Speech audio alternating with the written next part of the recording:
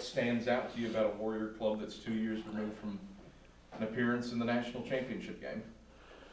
Well, of course, the thing that happens a lot of times, especially big inner city schools like Wayne State, I'm not sure who we'll line up against altogether because there seems to be, they've got listed 7 or 8 transfers, and then they probably got some that's not listed that they've just got in there this fall.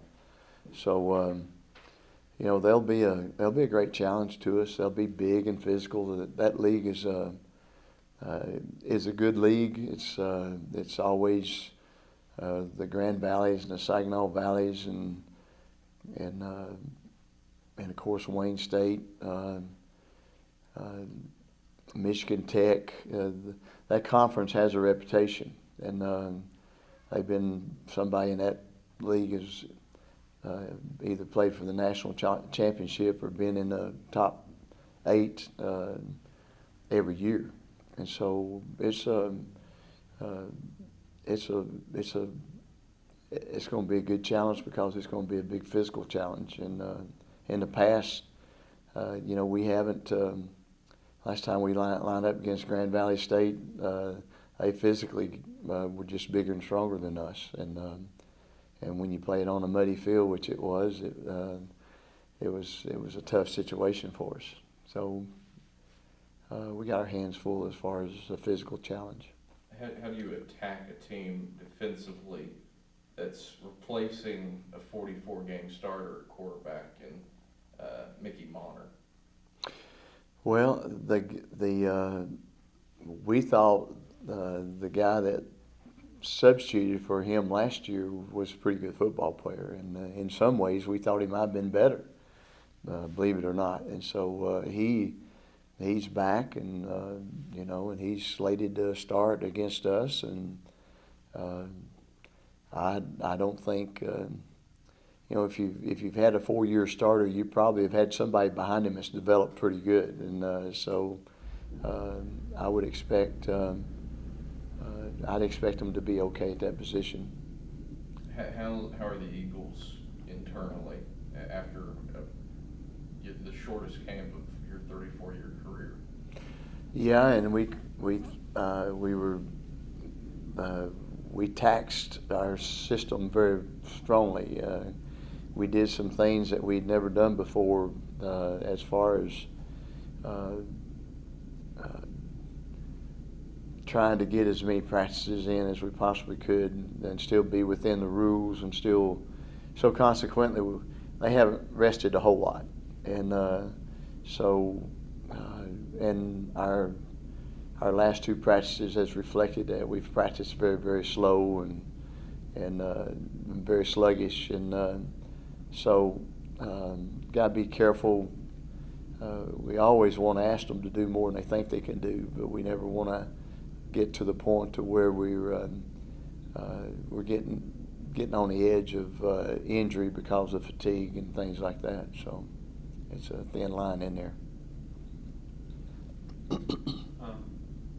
After the 3 scrimmages, what have you noticed from the team so far, and what are you trying to improve over the next week?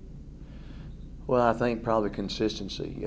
We look pretty good on some plays, and then we look like a very poor high school team in other plays. And I think the second thing we need to do is get the people on the field, especially defensively, that's going to play this ball game. When we've really been beat up a lot at running back and especially on the defensive front. And so we've got to get settled in now the next few days on the 11 that we think, and then the next 11, we've got to be too deep, and we've got to find those 44 guys that's going to play and get them ready to play. And we're not there right now, and so we've got some work to do in that area. And hopefully, today is a Monday because we're playing on Thursday, and so tomorrow is a Tuesday, and we got to get ready to play. We can't wait till after Labor Day. We got to go. How do you get your team ready for a Thursday game with them being in class all day and then getting ready to show up for a game later at night? Well, it's not easy, but I think the the student body and the excitement on campus always helps. You know, and the first ball game is always an exciting game to play, the first one. Right now, everybody in the country is undefeated, so, you know, there's a lot of excitement right now. Is it bizarre to look back on it? And this time last year, we wouldn't shut up about you going for your 300th win? Yeah, it's glad that we've not had to deal with that as much as we did last year. And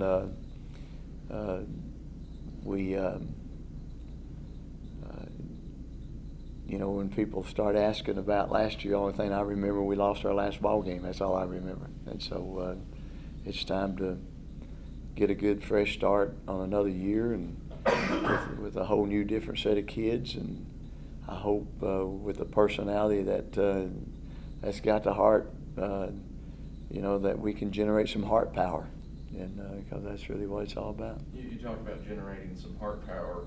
We made it sound like a very condensed camp, which it was, but on a Saturday, you go out to the dam and baptize. There's a baptism that's, I guess, a part of camp. What does that mean to you, that a couple of coaches get baptized and some players as well? Well, it was probably one of the highlights of my life. And when two of your coaches that you have so much respect for and that you know are those two difference makers that I talk about all the time, you know, we all we can go with the flow or we can be a difference maker. And these two guys are difference makers. And when they come and asked me to baptize them, it was, you know, first of all, kind of nerve-wracking for me, because, you know, I wanted to make sure that theologically that I was in line to do that, and then second of all, I wanted to make sure that God could honor the process in a way that they would be pleased with it, and then to have 5 or 6 other players to jump in there and be baptized, not by me but by a pastor, was very, very special. And it has been the last 3 or 4 years.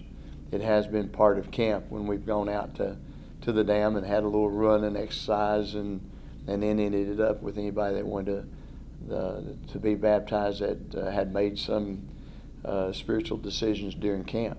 And so that's not a bad routine to be into. And this time we didn't run any because we practiced later that day. But we did go in the water and get wet, some of them, and it was pretty special.